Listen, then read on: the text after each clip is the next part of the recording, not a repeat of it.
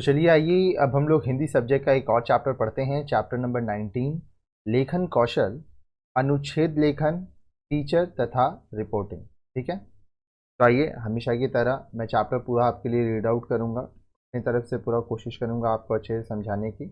आपको बस वीडियो को 2 बार सुन लेना है और अच्छे से आपको ये सब याद हो जाएगा। आइए स्टार्ट करते हैं। हमारे जीवन में ऐसे बहुत से अवसर आते हैं जब हमें अपनी बात कहने के लिए, अपने विचार रखने के लिए और अपनी अभिव्यक्ति के लिए लिखने की आवश्यकता महसूस होती है। हर चीज़ें आप बोल के नहीं करते हैं, बहुत बार आप लिख के अपनी बातों को रखते हैं। हम शिक्षा प्राप्ति के साथ ही लिखना प्रारंभ कर देते हैं, परंतु लिखने के सही तरीके और उपयुक्त पद्धति के अभाव में हमारे लेखन में गति एवं शुद्धता नहीं आ पाती है। हमें अपने भावों और विचारों को सुसंबद्ध और सुव्यवस्थित रूप में लिखने के लिए जिस कौशल की आवश्यकता होती है वह लेखन कौशल कहलाता है। आपने पिछली कक्षाओं में लेखन कौशल के कुछ प्रकारों जैसे पत्र लेखन, निबंध लेखन आदि के बारे में सीखा होगा। इस पाठ में हम लेखन कौशल के 3 विशिष्ट रूपों अनुच्छेद लेखन, फीचर और रिपोर्टिंग के बारे में विस्तार पूर्वक जानेंगे। लेखन कौशल के ये तीनों प्रकार हमारे जीवन में अत्यधिक उपयोगी और महत्वपूर्ण है। लेखन कौशल की जानकारी होना हमारे लिए अत्यंत आवश्यक है। अनुच्छेद लेखन, फीचर और रिपोर्टिंग के कौशल का विकास सभी विद्यार्थियों और पत्रकारिता के क्षेत्र में नौकरी करने के इच्छुक शिक्षार्थियों में होना जरूरी है। आइए हम इनके बारे में जानकारी प्राप्त करते हैं।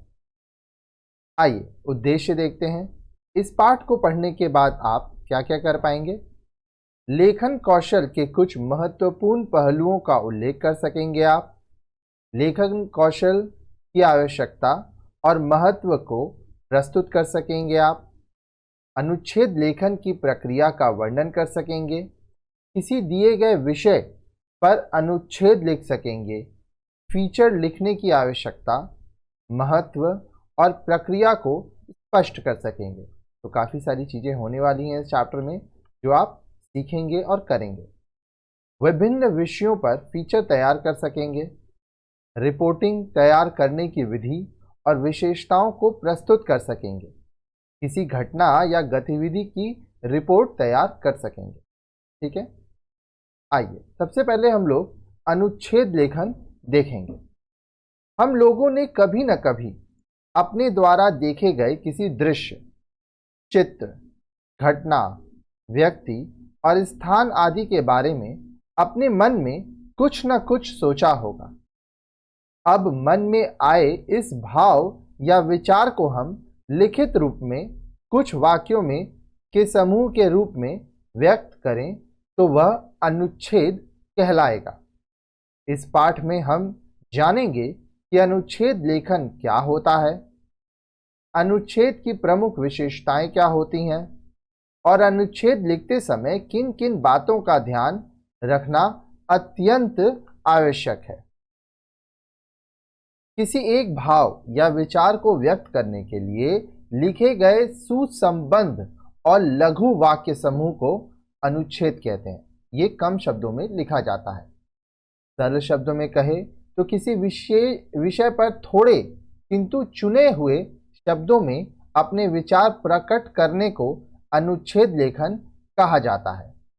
यह निबंध लेखन और पल्लवन से अलग होता है। डॉक्टर किरण नंदा के शब्द में किसी भी शब्द, वाक्य एवं भावों को अपने अर्जित ज्ञान, निजी अनुभूति से संजोकर प्रवाहमयी शैली के माध्यम से गद्य भाषा में अभिव्यक्त करना अनुच्छेद कहलाता है।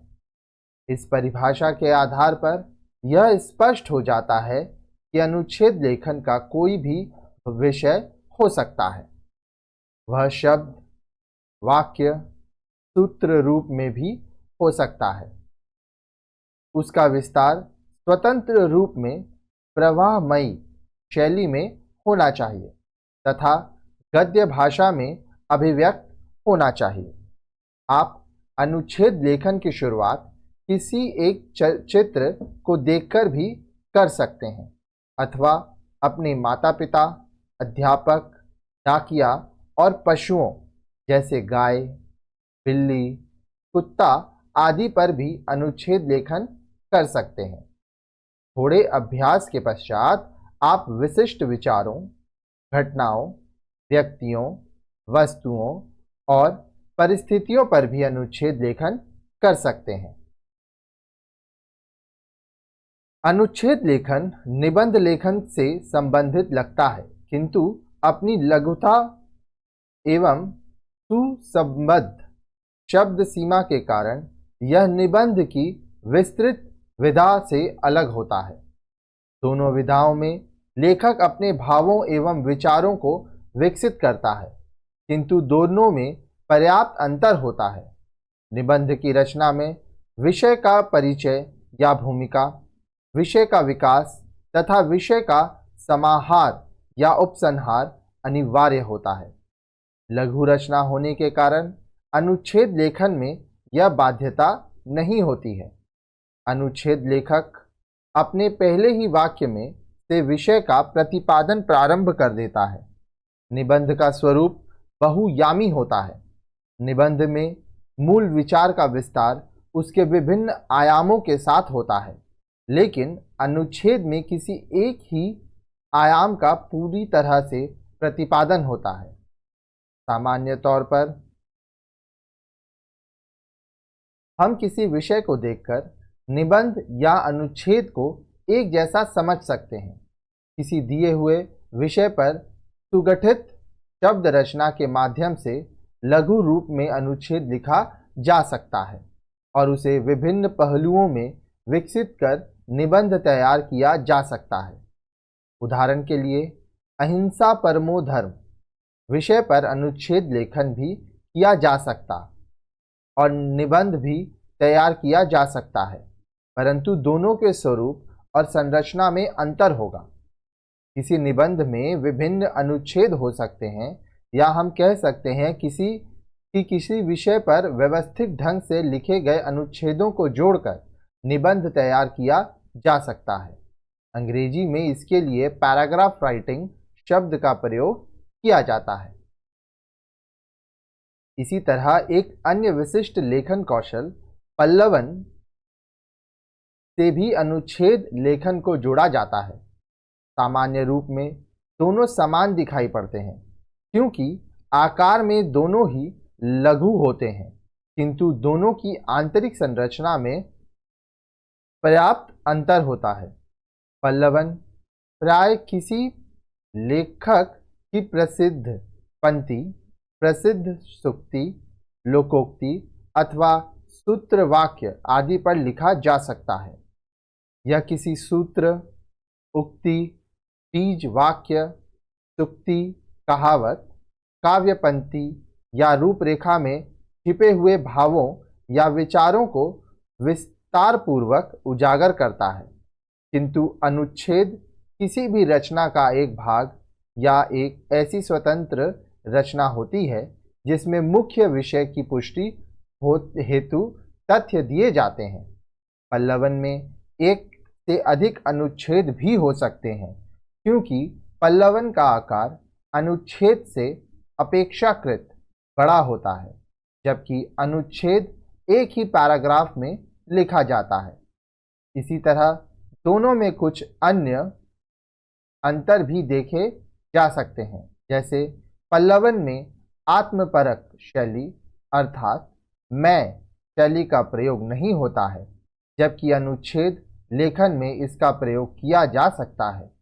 पल्लवन में केवल वर्तमान काल का प्रयोग होता है, जबकि अनुच्छेद लेखन में किसी भी काल का प्रयोग किया जा सकता है। आगे देखिए, अनुच्छेद लेखन की प्रक्रिया। आइए अनुच्छेद लेखन की प्रक्रिया को समझने का प्रयास करते हैं। अनुच्छेद लेखन की प्रक्रिया से हमारा आशय उस क्रियाविधि से है जिसके ज्ञान के आधार पर हम किसी विषय पर सुव्यवस्थित अनुच्छेद लिखना सीख सकते हैं। हम किसी दिए गए विषय पर अपनी निजी अनुभूति, अर्जित ज्ञान, सशक्त भाषा के सहयोग से अनुच्छेद लेखन करते हैं। एक अच्छा अनुच्छेद लिखने के लिए हमें कुछ बातों का ध्यान रखना अत्यंत आवश्यक है। आइए जानते हैं कि अनुच्छेद लिखते हुए किन किन बातों का ध्यान रखना अत्यंत आवश्यक है। क, विषयगत चिंतन। जिस विषय पर हमें अनुच्छेद लिखने के लिए कहा जाए उस विषय पर थोड़ा चिंतन मनन आवश्यक है। मूल भाव को भली भांति स्पष्ट करने के लिए दिए गए अथवा चुने गए विषय पर थोड़ा विचार करना नितांत जरूरी है। विषय की रूपरेखा। दिए गए विषय पर थोड़ा सोचने विचारने के उपरांत उसके आवश्यक बिंदुओं और आयामों की एक रूपरेखा तैयार कर लेनी चाहिए जिससे विषय को सुव्यवस्थित रूप से अभिव्यक्त किया जा सके। आगे देखिए, शैली। विषय को प्रस्तुत करने के लिए उपयुक्त शैली अथवा पद्धति का चयन किया जाना अत्यंत आवश्यक है। अपनी रुचि और विषय के अनुरूप शैली के प्रयोग से अनुच्छेद में रमणीयता आ जाती है। भाषा। अनुच्छेद लेखन के लिए सरल, सुबोध एवं विषयानुकूल भाषा का चयन करना अत्यंत आवश्यक है। उपयुक्त भाषा के अभाव में अनुच्छेद दुर्बोध एवं अनुपयुक्त हो जाता है। आवश्यकता अनुसार मुहावरों एवं लोकोक्तियों के प्रयोग से भाषा को व्यवहारिक और रोचक बनाया जा सकता है। रचनागत दोष। रचनागत दोष। अनुच्छेद एक सीमित वाक्य समूह में लिखी रचना होती है। इसका आकार छोटा होता है, अतः अनुच्छेद लिखते समय मूल भाव से इतर अप्रासंगिक या अनावश्यक बातों का उल्लेख नहीं करना चाहिए। इसके साथ ही अनुच्छेद में पुनरावृत्ति दोष से बचना चाहिए तथा विषय को क्रमबद्ध ढंग से अभिव्यक्त करना चाहिए। पुनः अध्ययन। अनुच्छेद लिखने के उपरांत उसका पुनः अध्ययन करना चाहिए तथा छूट गए दोषों को दूर करना चाहिए। फिर से पढ़ते हुए यदि यह बोध हो कि कहीं कोई बिंदु छूट गया है या विषय प्रवाह टूट गया है या विषय प्रतिपादन में विरोधी विचार आ रहे हैं अथवा वर्तनी, वाक्य रचना, विराम चिन्ह, शब्द प्रयोग आदि की कोई गलती रह गई हो तो उसको ठीक कर लेना चाहिए। आइए आगे देखते हैं। ठीक है,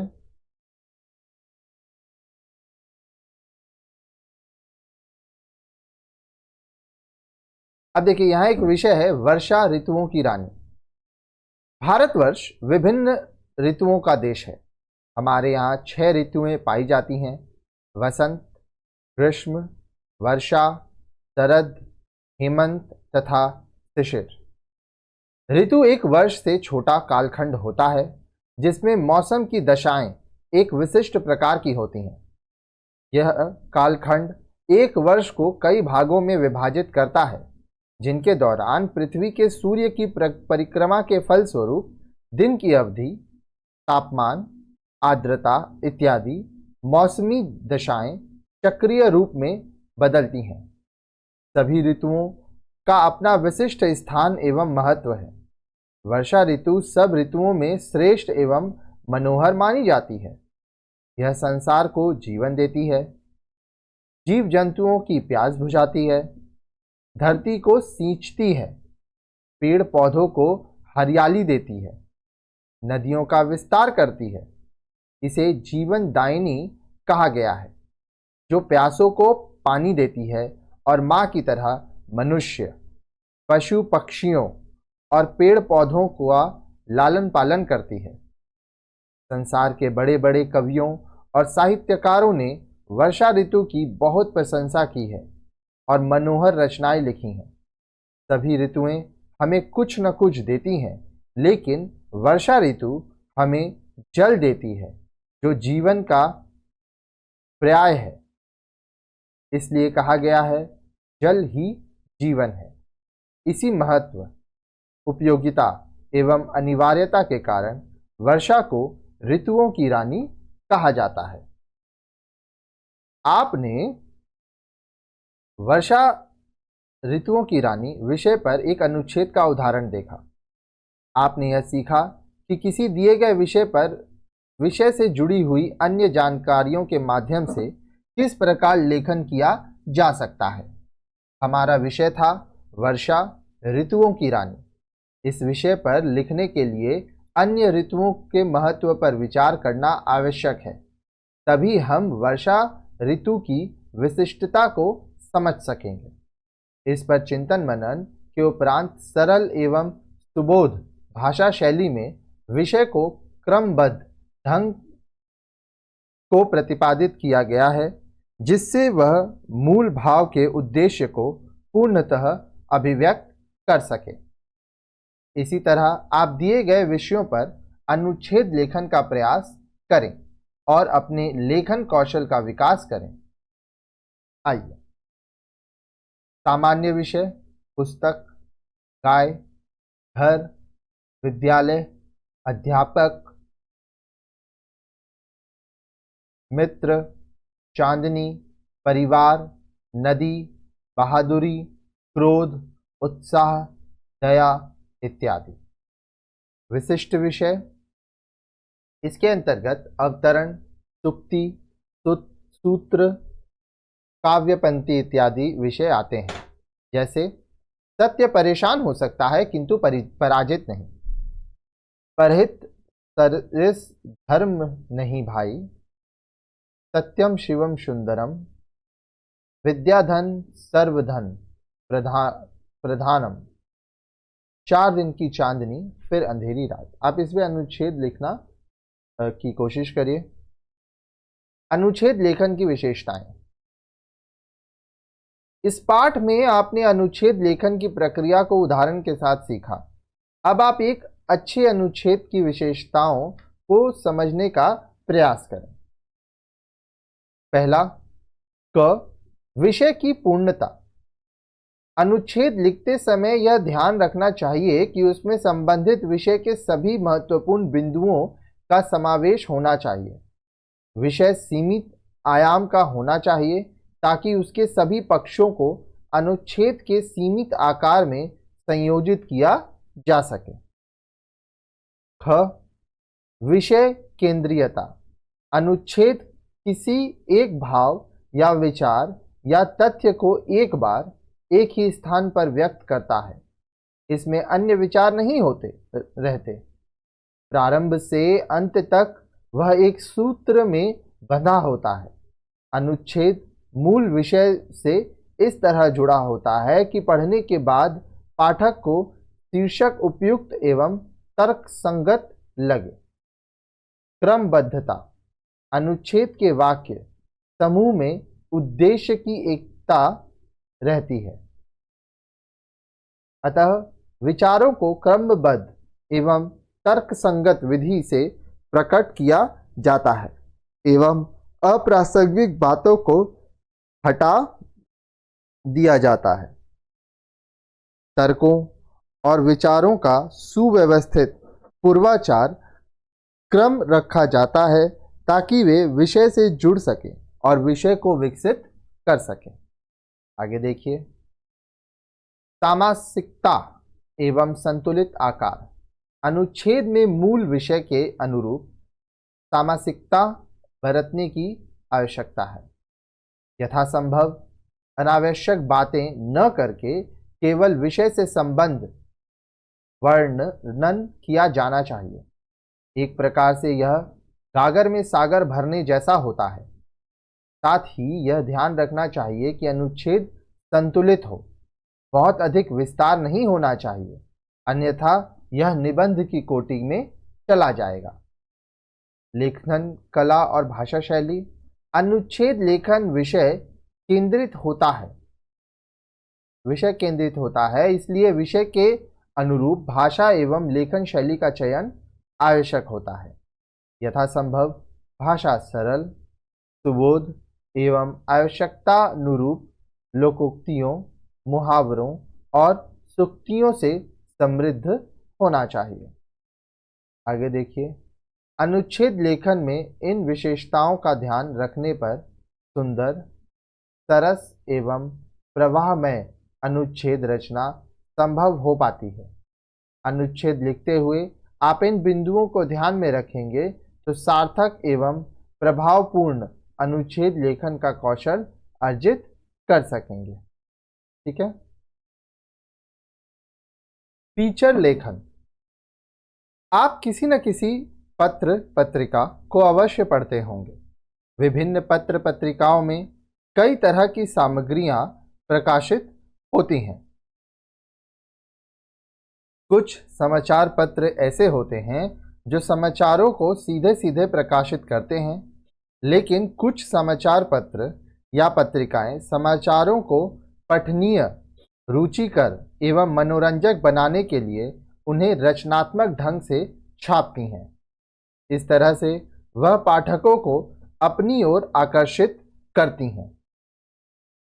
आपने बहुत बार अखबारों के साप्ताहिक पृष्ठ देखे होंगे जिनमें किसी सामाजिक समस्या, किसी राजनीतिक गतिविधि या खेल कूद से संबंधित किसी गतिविधि को सुरुचिपूर्ण ढंग से छापा जाता है। सामान्य समाचारों की जगह हम इन सामग्री को उत्सुकता से पढ़ते हैं।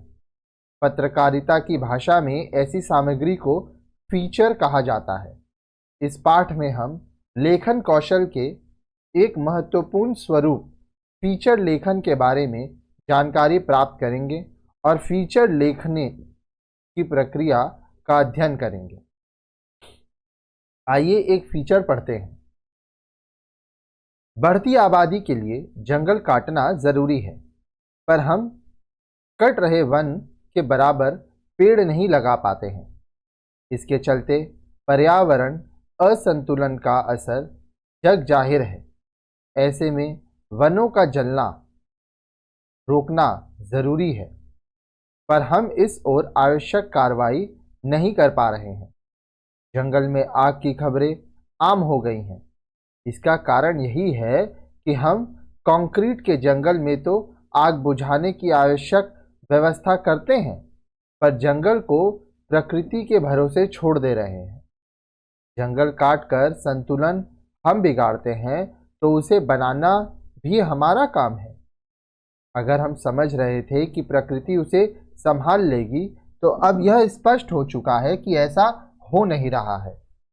जंगल में आग से पेड़ पौधे ही नष्ट नहीं होते हैं, तमाम किस्म के जंगली जानवरों की मौत हो जाती है और जो बच पाते हैं उनके लिए भी रहने का संकट पैदा हो जाता है। ऑस्ट्रेलिया के जंगलों में लगी आग पर केंद्रित फीचर का अंश जंगल सहेजने की जरूरत, संजय कुमार सिंह, जनसत्ता, 19 जनवरी 2020। इस फीचर को पढ़ने के बाद आपको स्पष्ट हो गया होगा कि फीचर में समाचारों में रोचक ढंग से एक विशिष्ट अंदाज में प्रस्तुत किया जाता है। यह समसामयिक घटना पर आधारित एक फीचर है। ऑस्ट्रेलिया के जंगलों में लगी आग के समाचार को केंद्र में रखते हुए यह फीचर वनों को प्राकृतिक आपदाओं एवं मानव निर्मित हस्तक्षेप से बचाने की आवश्यकता को रेखांकित करता है। इस फीचर को पूरा पढ़ने पर हम पाएंगे कि फीचर स्थिति, परिवेश, घटना एवं संदर्भ का विहंगावलोकन करते हुए अज्ञात को ज्ञात बनाता है तथा अनेक प्रश्नों के समाधानपरक उत्तर भी प्रस्तुत करता है। समाचार की वर्तनी भूमि पर खड़ी भूत पर दृष्टि डालती और भविष्य की उड़ान भरती यह फीचर विधा अत्यंत सक्षम और उपयोगी है। हमें विभिन्न पत्र पत्रिकाओं में प्रकाशित फीचर को पढ़ना चाहिए और उनका विश्लेषण करना चाहिए। आगे देखिए, फीचर का अर्थ एवं महत्व। आइए अब फीचर लेखन को समझने का प्रयास करते हैं। फीचर अंग्रेजी भाषा का शब्द है जिसका अर्थ है आकृति, नक्शीक, रूपरेखा, लक्षण, विशेषता या व्यक्तित्व। प्रसंग और संदर्भ के अनुसार यह शब्द अपना अर्थ बदलता है। समाचार पत्र तथा पत्रिकाओं में फीचर शब्द एक विशेष प्रकार के लेख के अर्थ में प्रयोग किया जाता है। अध्ययन, अनुसंधान, तथ्य, साक्षात्कार, चित्र आदि के आधार पर फीचर लिखे जाते हैं। फीचर को परिभाषित करते हुए हम कह सकते हैं कि फीचर एक ऐसी विधा है जो यथार्थ एवं तथ्यों पर आधारित समाचार को भावात्मक संवेदना तथा सृजनात्मक कल्पना के रस में भिगोकर संतुलित, सहज एवं सरल भाषा तथा चित्रमयी मार्मिक शैली में अभिव्यक्ति प्रदान करती है। एक विदेशी पत्रकार श्री डैनियल आर विलियमसन के अनुसार फीचर ऐसा सृजनात्मक तथा कुछ स्वानुभूति मूलक लेख है जिसका गठन किसी घटना, स्थिति अथवा जीवन के किसी पक्ष के संबंध में पाठक का मूलतः मनोरंजन करने और सूचना देने के उद्देश्य से किया गया हो। इस परिभाषा से यह स्पष्ट होता है कि फीचर और लेख में बहुत सी समानताएं होती हैं, लेकिन दोनों में अंतर भी होता है। फीचर समाचार पर आधारित हो सकता है, किंतु लेख के साथ यह जरूरी नहीं। फीचर में चित्रांकन प्रधान होता है, किंतु लेख में विश्लेषण और गंभीरता आवश्यक होती है। अनेक परिभाषाओं के अध्ययन से यह स्पष्ट हो जाता है कि समाचार पत्रों या पत्रिकाओं में समाचारों के अलावा लोक रुचि की तथा नवीन जानकारियां देकर ज्ञानवर्धन करने वाली जो सामग्री प्रकाशित होती है वह फीचर के अंतर्गत गिनी जाती है। फीचर अखबारों का एक बहुत ही सुंदर और आकर्षक अंग है। संपादकीय पृष्ठ के लेख समसामयिक घटनाओं पर आधारित होते हैं, जबकि मनोरंजन, ज्ञानवर्धन और जागरूकता पैदा करने के उद्देश्य से लिखा जाता है। इनकी भाषा में वानगी, काव्यमता और जहाँ जरूरत पड़े नाटकीयता और चित्रात्मकता का पुट होता है। छोटे, सटीक, विषयनिष्ठ, सार गंभीरित और ज्ञानवर्धक फीचर गंभीर रुचि बनाते हैं तथा मन मस्तिष्क को बहुमुखी विकास की राह पर अग्रसर करते हैं। फीचर समाज की विविध समस्याओं पर प्रभावी ढंग से प्रकाश डालते हैं एवं उनके समाधान खोजने के लिए प्रेरित करते हैं। फीचर पाठकों की जिज्ञासा को शांत करते हैं और उनके लिए ज्ञान का रुचिकर स्रोत बनते हैं और इसलिए पत्रकारिता में इनका अद्वितीय स्थान है। फीचर के प्रकार। अभी तक हमने फीचर का अर्थ, परिभाषा एवं महत्व के बारे में जानकारी प्राप्त की। साथ ही एक फीचर का उदाहरण भी देखा। फीचर के बारे में और अधिक जानने के लिए हमें यह जान लेना जरूरी है कि फीचर कितने प्रकार के होते हैं। अलग अलग स्थिति, संदर्भ, क्षेत्र, विषय, शैली, माध्यम, वर्ग आदि के आधार पर फीचर बहुत से भागों में बांटे जा सकते हैं। मुख्य रूप से फीचर के दृश्य, श्रव्य एवं पाठ्य ये 3 रूप होते हैं। जब हम किसी चर्चा, परिचर्चा या वार्ता आदि को रेडियो पर सुनते हैं तो वह श्रव्य फीचर कहलाता है। इसे रेडियो फीचर भी कहते हैं।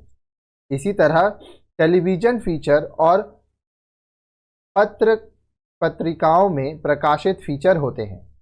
आइए जानते हैं कि इसके अतिरिक्त फीचर को अन्य किन आधारों पर भी बांटा जा सकता है। देखिए, विषय के आधार पर फीचर के विभिन्न विषय होते हैं, इसलिए विषय के आधार पर फीचर को बहुत से प्रकारों में बांटा जा सकता है, जैसे समसामयिक फीचर, राजनीतिक फीचर, ऐतिहासिक या सांस्कृतिक फीचर, शैक्षिक फीचर, आर्थिक फीचर, खेल कूद पर आधारित फीचर और पर्यटन संबंधी फीचर। इसी तरह वैज्ञानिक, तकनीकी, प्रौद्योगिकी संबंधी, कला संबंधी, वन्य जीव पर आधारित इत्यादि विभिन्न तरह के फीचर लिखे जा सकते हैं। वर्ग के आधार पर विभिन्न वर्गों की आवश्यकताओं के आधार पर भी फीचर लिखे जा सकते हैं, जैसे बच्चों के लिए, महिलाओं के लिए, वृद्धों के लिए, युवा वर्ग, विकलांग वर्ग इत्यादि के लिए। प्रकाशन के आधार पर पत्रिकाओं में प्रकाशन के आधार पर फीचर को दैनिक, साप्ताहिक, पाक्षिक, मासिक आदि में बांटा जा सकता है। कुछ फीचर धारावाहिक क्रमशः प्रकाशित होने वाले भी होते हैं। शैली के आधार पर शैली किसी लेखक की मौलिक पहचान होती है। प्रत्येक लेखक अपने ढंग से लिखता है और उसके लेखन की कुछ विशिष्ट पहचान होती है। इस तरह परिचयात्मक, विवरणात्मक, विशेषणात्मक, चित्रात्मक, व्यंग्यात्मक, आलोचनात्मक, शोधपरक आदि शैली के आधार पर फीचर के प्रकार होते हैं। अच्छा फीचर कैसे लिखें? आइए अब यह सीखने का प्रयास करें कि एक अच्छा फीचर कैसे लिखा जाए। फीचर लेखन एक रचनात्मक और महत्वपूर्ण कार्य है। यह निबंध और आलेख से पृथक होता है। अच्छा फीचर लिखने के लिए विभिन्न फीचरों का अध्ययन करना बहुत ज़रूरी है। जब हम विभिन्न विषयों पर लिखे गए फीचर को पढ़ेंगे तो हमें यह जानकारी मिलेगी कि फीचर लिखने के लिए किन बिंदुओं को ध्यान में रखना ज़रूरी होता है। साथ ही हम फीचर की महत्वपूर्ण विशेषताओं से भी परिचित होंगे। आइए दो अलग अलग विषयों पर आधारित फीचर पढ़ते हैं। उदाहरण 1, यात्रा पर आधारित फीचर। तमाम आदमी समाजों का अपना एक विज्ञान और चिकित्सा तंत्र रहा है, जो हमें भले ही जड़ी बूटी, झाड़ फूंक और अंधविश्वासों पर आधारित जान पड़े, पर उसकी पद्धति उनके अपने परिवेश से उपजी हुई होती है और वह अवैज्ञानिक नहीं होता। मसलन जंगलों में रहने वाले योगी मच्छरों और जहरीली मक्खियों से बचने के लिए अपने शरीर पर सफ़ेद मिट्टी का लेप करते हैं, जो उनकी काली त्वचा और तीखी धूप के बीच एक कवच का भी काम करता है। शहद निकालने से पहले वे कुछ खास पत्तियां खाते हैं, जिससे मक्खियों का डंक बेअसर हो जाता है। बुखार और दर्द से छुटकारा पाने के लिए शरीर पर लाल मिट्टी का लेप किया जाता है। आधुनिक और आदिम समाज। मंगलेश डबराल, जनसत्ता, 6 मई 1990 का एक अंश। आइए एक और उदाहरण देखते हैं। उदाहरण 2, खेल कूद पर आधारित फीचर। 1 साल पहले तक जो लड़कियां डांस फ्लोर पर थिरकते हुए पाई गई थीं, उनके कदम आज टेनिस कोर्ट की ओर बढ़ने लगे हैं। जो लड़कियां ऐश्वर्या राय बनने का सपना संजोया करती थीं, उनमें सानिया मिर्जा बनने की होड़ मची है। टेनिस की सनसनी सानिया का जादू शहर के टीनेजर्स के सिर चढ़कर बोल रहा है। वे पूरी तरह सानिया के रंग में डूबी नजर आ रही हैं। स्कूल से लेकर कॉलेज तक की छात्राओं पर टेनिस का बुखार चढ़ चुका है। कॉलेज की जिन छात्राओं में बैटिंग मास्ट्रो सचिन तेंदुलकर के खेल की चर्चा होती थी, वे आज सानिया के नाम लेते नहीं अधाती। हॉस्टलों के कमरों की जिन दीवारों पर अन्ना कुर्निकोवा, मारिया शारापोवा या डेविड बेकहम के पोस्टर हुआ करते थे, वहां आज सानिया की तस्वीरें टंग चुकी हैं। सपने में सानिया, यशवंत सिंह, सहारा समय 1 अक्टूबर 2005 का अंश। ऊपर हमने अलग अलग विषय पर लिखे गए 2 फीचर पढ़े। इन फीचरों को पढ़ते हुए हमने जाना कि फीचर लेखन की शैली, भाषा और विषय वस्तु किस तरह की होनी चाहिए। फीचर लिखने के लिए लेखक को यह ध्यान रखना पड़ता है कि वह फीचर किस समाचार पत्र या पत्रिका के लिए लिख रहा है और उस फीचर का लक्षित पाठक वर्ग कौन है। कुछ अखबारों में केवल गंभीर और सौम्य फीचर छपते हैं, जबकि कुछ जगहों पर हल्के फुल्के और मनोरंजक फीचर छापे जाते हैं। एक अच्छा फीचर लिखने के लिए हमें पर्याप्त तैयारी की आवश्यकता होती है। फीचर लिखने के लिए निम्नलिखित चरणबद्ध प्रक्रिया सामान्यतः प्रयोग में लाई जाती है। प्रारंभ। फीचर की शुरुआत बहुत महत्वपूर्ण होती है। अगर फीचर का प्रारंभ दिलचस्प और पठनीय लगता है तो पाठक पूरा फीचर पढ़ने के लिए आकर्षित होता है। इसलिए फीचर के प्रारंभ पर पर्याप्त मेहनत करनी चाहिए। फीचर का ढांचा। फीचर की थीम निर्धारित करने के साथ ही उसका ढांचा बना लेना चाहिए ताकि विषय का क्रमबद्ध प्रतिपादन हो और विषय से भटकाव न हो। फीचर का विकास। फीचर में शुरू से अंत तक पाठकों को बांधे रहने के लिए एक प्रवाह और क्रमबद्ध विकास होना चाहिए। एक पैराग्राफ से दूसरे पैराग्राफ में सहज प्रवाह होना चाहिए ताकि पाठक को समझने के लिए उलझन में न जाना पड़े। उद्धरण। फीचर मनोरंजन के साथ ज्ञानवर्धक भी होता है, अतः उसमें उद्धरणों का प्रयोग अवश्य करना चाहिए, लेकिन उद्धरण खूब सोच समझ कर डालने चाहिए और अनावश्यक उद्धरणों से बचना चाहिए। फीचर की भाषा। फीचर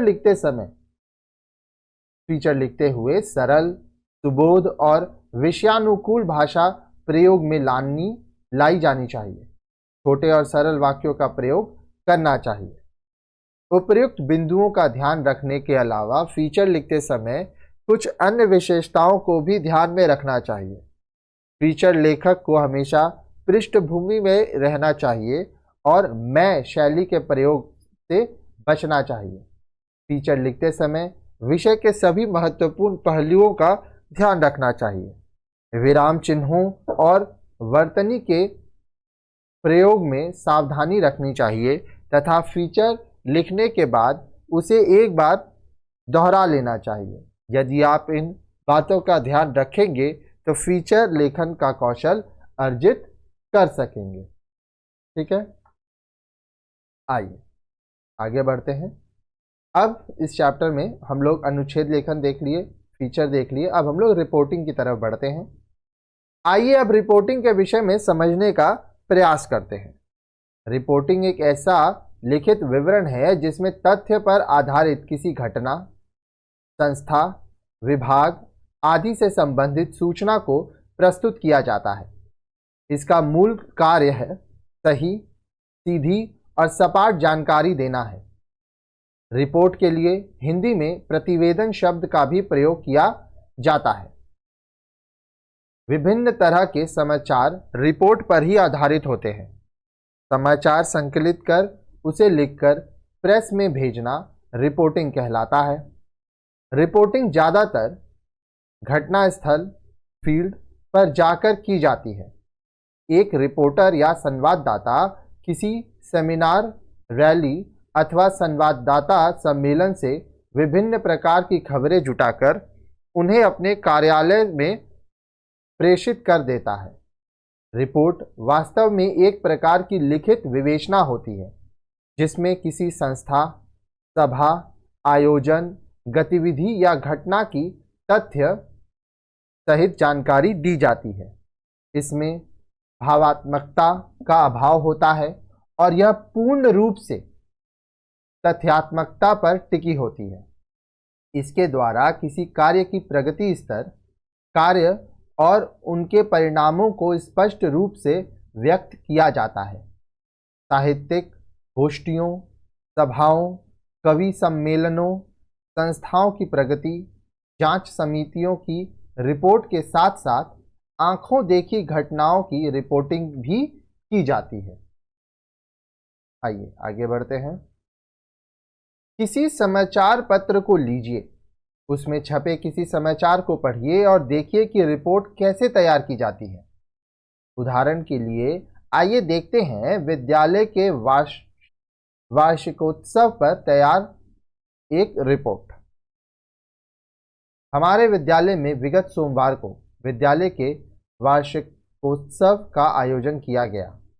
इस आयोजन के लिए 2 सप्ताह से भी अधिक समय से विभिन्न सांस्कृतिक कार्यक्रमों की तैयारी चल रही थी। इस वर्ष के आयोजन में मुख्य अतिथि के रूप में माननीय सांसद महोदय को आमंत्रित किया गया था तथा विशिष्ट अतिथियों के रूप में क्षेत्रीय विधायक, जिला विद्यालय निरीक्षक और खंड विकास अधिकारी को भी आमंत्रित किया गया था। दीप प्रज्वलन के उपरांत हमारे विद्यालय के प्रधानाचार्य महोदय ने पुष्पगुच्छ और शॉल भेंट कर अतिथियों का सम्मान किया। उसके पश्चात विद्यार्थियों द्वारा तैयार किए गए नाटक, समूह नृत्य और गजल गायन का रंगारंग कार्यक्रम प्रस्तुत किया गया। मुख्य अतिथि माननीय सांसद महोदय ने विद्यार्थियों को संबोधित करते हुए उन्हें कठिन परिश्रम और दृढ़ नैतिक आचरण के लिए प्रोत्साहित किया। कार्यक्रम के अंत में विभिन्न प्रस्तुतियों में भाग लेने वाले विद्यार्थियों और कक्षा में श्रेष्ठ प्रदर्शन करने वाले विद्यार्थियों को पुरस्कृत किया गया। आपने इस रिपोर्ट को ध्यानपूर्वक पढ़ा और इसके आधार पर अपने विद्यालय में अथवा आसपास आयोजित किसी कार्यक्रम की रिपोर्ट तैयार कीजिए। ठीक है, आइए देखते हैं रिपोर्ट के प्रकार। आइए अब रिपोर्ट के प्रकारों के बारे में जानते हैं। रिपोर्ट के विभिन्न प्रकार होते हैं जिन्हें हम अपनी सुविधा के लिए निम्नलिखित मुख्य श्रेणियों में बांट सकते हैं। 1. किसी सभा, गोष्ठी या किसी सम्मेलन से संबंधित रिपोर्ट। 2. किसी संस्था की वार्षिक या मासिक रिपोर्ट। 3. व्यावसायिक प्रगति या स्थिति से संबंधित रिपोर्ट। 4. जांच समितियों द्वारा प्रस्तुत रिपोर्ट। 5. न्यूज़ रिपोर्टिंग जैसे किसी समाचार, घटना, आंदोलन, गतिविधि आदि से संबंधित रिपोर्ट। ठीक है, आगे देखिए रिपोर्टिंग की प्रक्रिया। अच्छी रिपोर्टिंग के लिए रिपोर्टिंग की प्रक्रिया का ज्ञान होता अत्यंत आवश्यक है। रिपोर्टिंग की प्रक्रिया का सबसे अहम हिस्सा स्रोत की पहचान होता है। रिपोर्ट के प्रकार के अनुसार स्रोत भी परिवर्तित होते हैं। मानवीय संसाधन एवं प्रशासन वास्तव में शासकीय रिपोर्टिंग के मुख्य स्रोत हैं। सरकारी रिपोर्टिंग का दूसरा स्रोत विज्ञप्तियां मानी जाती हैं तथा तीसरा स्रोत सम्मेलन एवं बैठकें होती हैं। इनमें संवाददाता को स्वयं जाकर कवरेज करना पड़ता है। किसी राजनीतिक या सामाजिक रैली, प्राकृतिक आपदा या धरना प्रदर्शन आदि की रिपोर्टिंग के लिए संवाददाता को संबंधित स्थान पर पहुंचकर कवरेज करनी पड़ती है। कई बार घटना विशेष से संबंधित नेताओं, व्यक्तियों, अधिकारियों और प्रभावित लोगों से बातचीत कर संवाददाता रिपोर्टिंग करता है। तथ्यों को एकत्र हो जाने पर उन्हें संक्षिप्त और क्रमबद्ध रूप में व्यवस्थित कर रिपोर्ट तैयार की जाती है। आगे देखिए रिपोर्टिंग के गुण हम लोग अब देखेंगे। ठीक है, आइए जाने कि अच्छी रिपोर्टिंग करने के लिए रिपोर्टर में कौन सा गुण होना आवश्यक है। यदि रिपोर्ट तैयार करते हुए इन बिंदुओं को ध्यान में रखा जाएगा तो उसकी रिपोर्टिंग गुणवत्तापूर्ण होगी। क तथ्यपरकता एवं स्पष्टता। रिपोर्टर को विभिन्न तथ्य स्पष्ट रूप से पाठकों के समक्ष प्रस्तुत करना चाहिए। जब तक उसकी रिपोर्ट आंकड़ों एवं तथ्यों पर आधारित नहीं होगी तब तक विश्वसनीय नहीं मानी जाएगी। रिपोर्ट की भाषा आलंकारिक और मुहावरेदार न होकर स्पष्ट एवं सरल होनी चाहिए। अनुभव। रिपोर्ट प्रत्यक्ष अनुभव पर आधारित होती है। रिपोर्टर घटना स्थल पर पहुंचकर निरीक्षण करता है, तथ्य इकट्ठा करता है और आसपास के माहौल की जांच करता है। यह रिपोर्ट लेखन का अनिवार्य पक्ष है। रोचकता एवं क्रमबद्धता। रिपोर्टिंग में घटना का क्रमवार विवरण प्रस्तुत किया जाना चाहिए। तथ्यों को क्रमबद्ध एवं रोचक शैली में प्रस्तुत करने से रिपोर्ट प्रभावशाली बनती है। संक्षिप्त आकार। संक्षिप्त आकार किसी भी रिपोर्ट का आवश्यक गुण है। यह एक अच्छी रिपोर्ट में कम शब्दों में अधिक तथ्यों का समावेश रहता है। रिपोर्टिंग की विशेषताएं। एक अच्छी रिपोर्ट में कुछ विशेषताओं का होना अत्यंत आवश्यक है। रिपोर्ट एक ऐसा दस्तावेज है जिसका केवल समसामयिक महत्व ही नहीं होता बल्कि भविष्य में भी इसकी उपयोगिता बनी रहती है। पत्रकारिता के क्षेत्र में रिपोर्ट का संबंध मुख्यतः न्यूज रिपोर्टिंग से होता है। इसी के आधार पर समाचार तैयार किया जाता है। रिपोर्ट में निम्नलिखित विशेषताएं होती हैं। एक, रिपोर्ट में घटना का तथ्यपरक वर्णन होता है, अर्थात रिपोर्ट तथ्यों पर आधारित होनी चाहिए। दो, सभी तथ्य सत्य पर आधारित और विश्वसनीय होने चाहिए। तीन, रिपोर्ट का आकार संक्षिप्त होना चाहिए तथा उनमें आवश्यक और महत्वपूर्ण तथ्यों को ही स्थान दिया जाना चाहिए। तथ्यों को क्रमानुसार व्यवस्थित करना चाहिए ताकि उनसे पूरी जानकारी प्राप्त हो सके। आगे देखिए,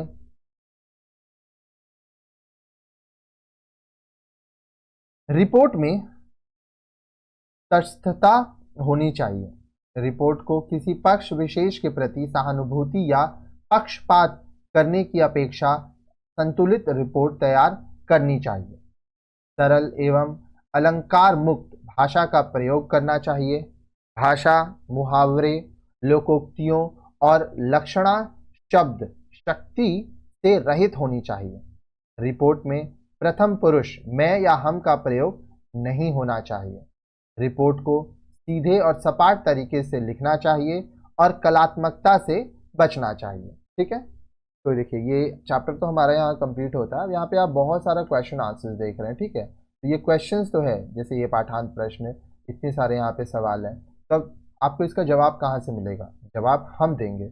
9051378712 ये हमारा मोबाइल नंबर है, इसमें आप हमें कांटेक्ट कीजिए, मैसेज कर सकते हैं, आप कॉल कर सकते हैं। आपको देखिए क्या क्या मिलेगा, चैप्टर वाइज क्लासेस मिलेंगी, प्रीवियस ईयर क्वेश्चन पेपर मिलेगा, हर एक चैप्टर का लाइन से क्वेश्चन आंसर्स मिलेगा, इंपॉर्टेंट चैप्टर्स बताए जाएंगे, सॉल्व सैम्पल पेपर्स दिए जाएंगे, लाइव डाउट क्लियरिंग क्लासेस दिए जाएंगे, तो काफ़ी सारी चीज़ें आपको दी जाएंगी। ठीक है, तो अगर आप यहाँ तक आए हैं तो हमारे चैनल को सब्सक्राइब ज़रूर करिएगा। इसके साथ साथ वीडियो को लाइक कीजिए। आपको जो भी पढ़ना है, जो भी मन में पढ़ाई से रिलेटेड बात है, कमेंट सेक्शन में लिखिए। साथ ही साथ अपने दोस्तों के साथ हमारे वीडियोस को शेयर कीजिए ताकि ज़्यादा से ज़्यादा लोग वीडियो से पढ़ पाएँ और हमें भी मोटिवेशन मिले। ज़िंदगी में खुश रहिए, कामयाब बनिए। धन्यवाद।